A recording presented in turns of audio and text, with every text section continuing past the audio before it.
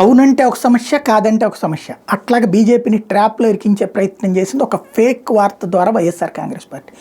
ముస్లిం రిజర్వేషన్లు భారతీయ జనతా పార్టీ నేతృత్వంలోని ఎన్డీఏ కూటమి అధికారంలోకి వస్తే ముస్లిం రిజర్వేషన్లు రద్దు చేస్తానని పురంధేశ్వరి చెప్పింది అని నిన్న ఆ వే2 న్యూస్ వాళ్ళ బొమ్మను అడ్డుపెట్టి, ఆ లోగోను అడ్డుపెట్టి ప్రచారం చేశారు.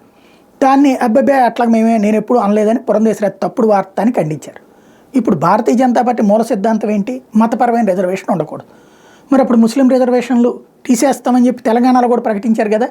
అంటే ఇక్కడ ప్రకటించట్లేదంటే చూసారా, పురంధేశ్వరి వచ్చేటప్పటికి వాళ్ళ మనిషి, అందుకని చివరికి వాళ్ళ సిద్ధాంతాన్ని కూడా తాకట్టు పెట్టేసింది అని చెప్పి ఆవిడలో హిందుత్వవాదుల మీద వ్యతిరేకత తెప్పించడం, అది ఒక కాన్సెప్ట్. రెండోది వచ్చేటప్పటికి అవును అంటే కనుక అదిగో చూసారా చేసింది అని చెప్పడం.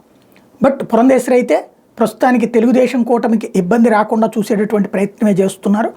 అట్లాంటిది రిజర్వేషన్ రద్దు లాంటి ఆలోచన తమకేం లేదని తేల్చి చెప్పారు.